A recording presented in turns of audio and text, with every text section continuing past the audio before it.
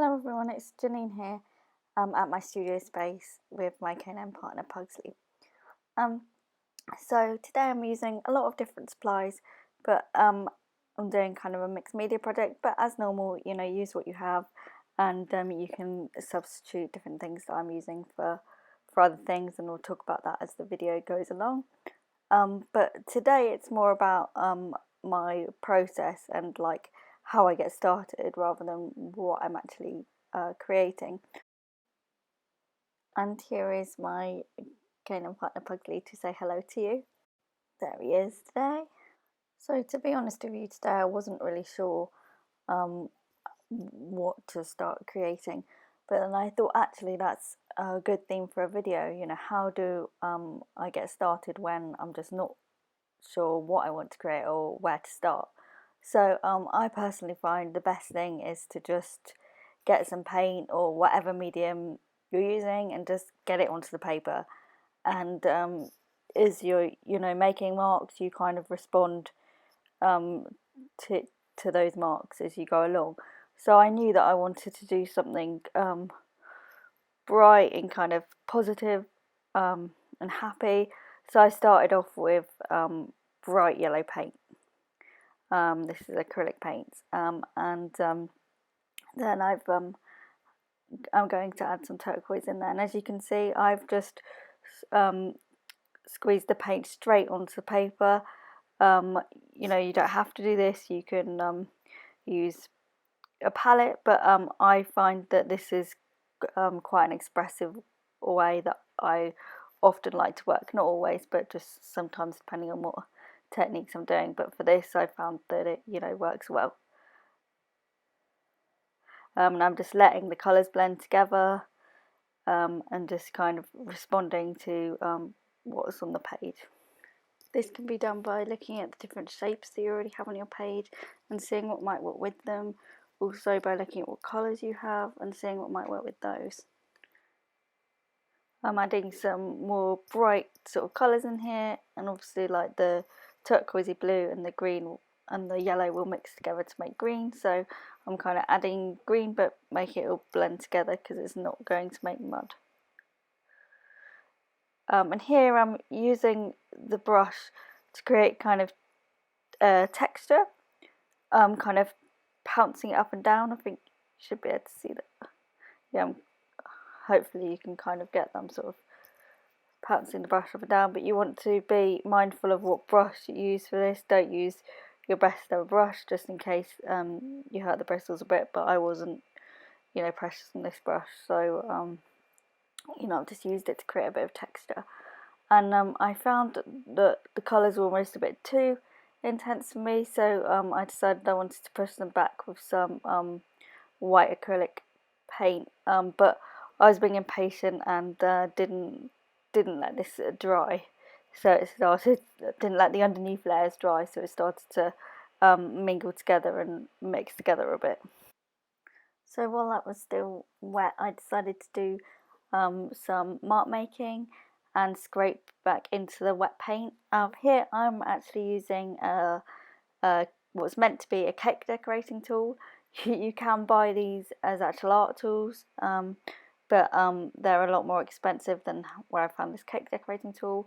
If you don't have something like this, you could use an old gift card or an old credit card or something, and you could probably cut into it and cut these kind of shapes, but I was using it quite irregularly anyway, so I was kind of overlaying it so it doesn't matter if the lines aren't equally spaced.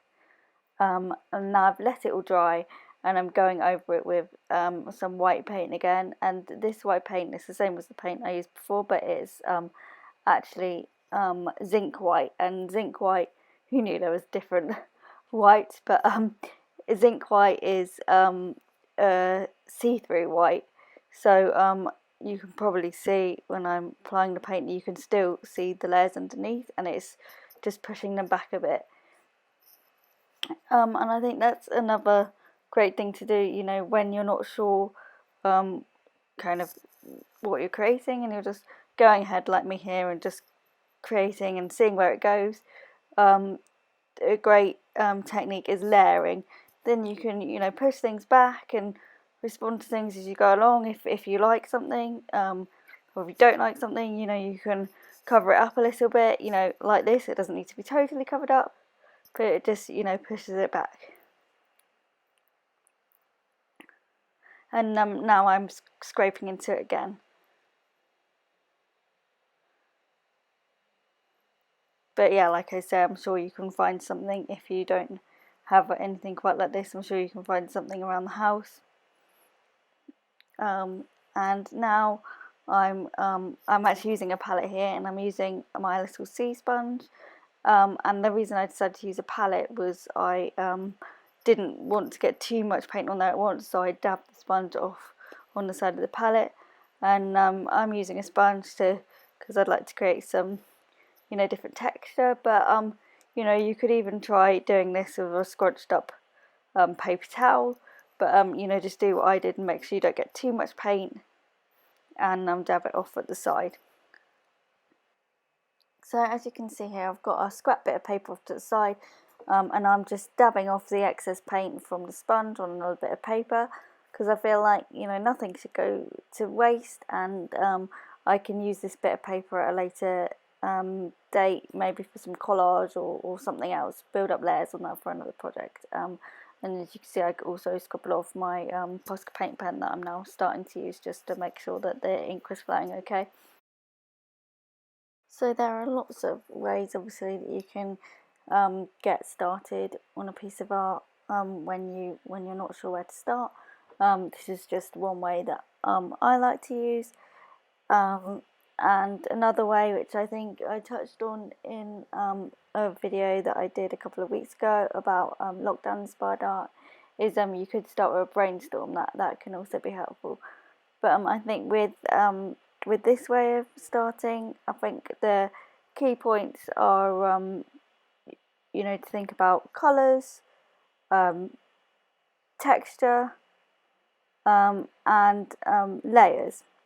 And also then when you've done those things, then start to think about how the eye goes across the page, and you know, how the viewer would view the artwork and how it flows. And you know, I think as you go along, you can kind of you know, if you create a texture, then you can kind of almost respond to that texture. You know, you can see I've kind of reflected on mine the textures that I created made with the cake decorating tool. I've then kind of drawn similar lines over the top to create kind of reed and grass shapes. I guess that was kind of my way of responding to the textures that I'd already made. And it just kind of, you know, happens organically as I go along. Yeah, it's not, you know, something that I planned out, obviously. You know, I hope this video helps you, and you know, you feel that you can still create even when you're not really sure where to start. You know, through these videos, as you know, if you've been watching some of my other videos, I like to well, I'm trying to promote positive mental well-being through art. You know, art is a great way to relax and let off steam.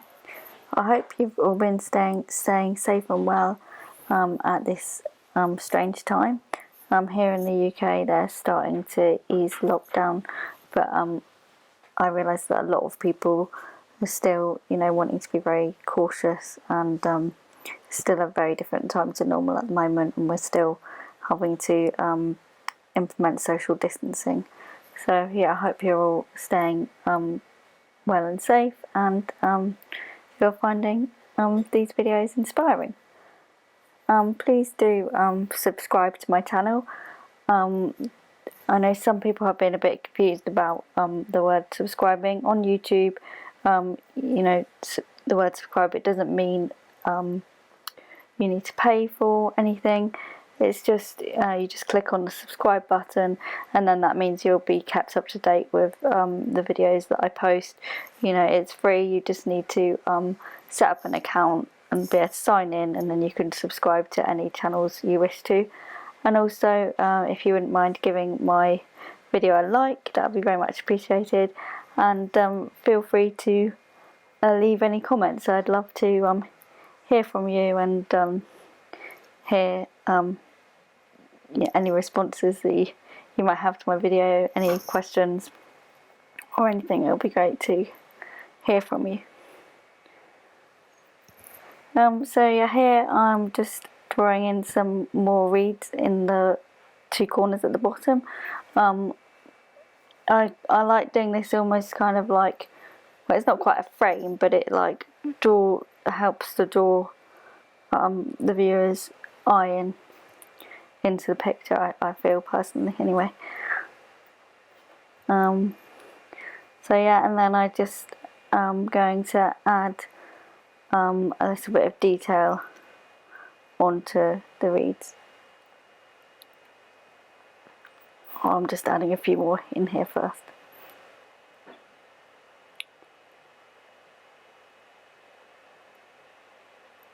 And then yeah, here's the detail that I just mentioned. And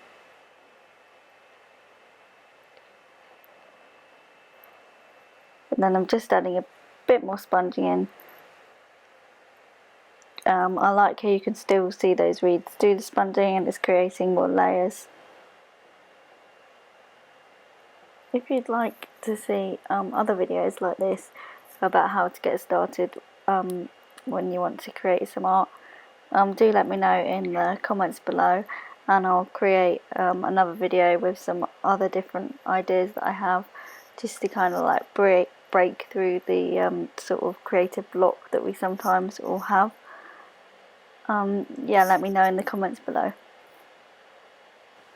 I hope this has been useful and that you find a way that you can apply it to the way that you enjoy doing art personally. And then this is the finished piece. I hope you enjoyed this video and see you in my next video. Bye for now.